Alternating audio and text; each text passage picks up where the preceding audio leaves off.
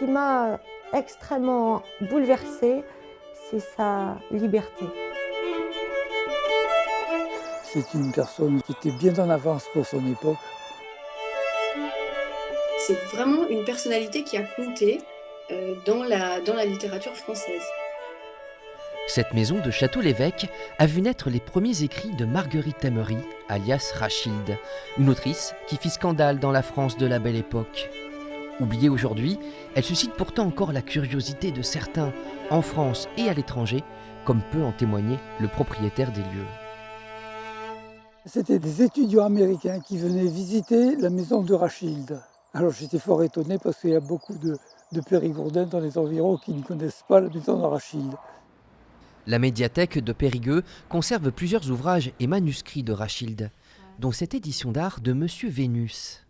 La main assez large, la voix boudeuse et les cheveux plantés de rue étaient en lui les seuls indices révélateurs du sexe. Publié d'abord en Belgique en 1884, le roman y fut saisi et détruit à cause de son contenu jugé pornographique.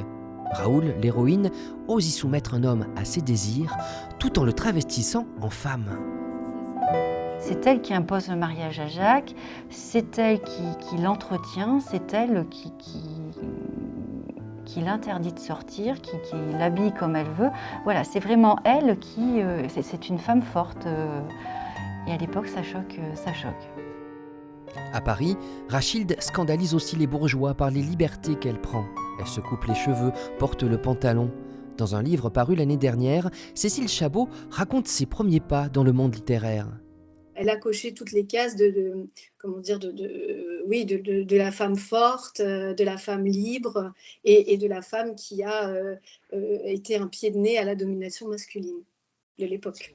Les débats contemporains autour des identités de genre pourraient susciter un regain d'intérêt pour l'univers de Rachilde. Mais il est difficile aujourd'hui d'accéder à tous ces textes.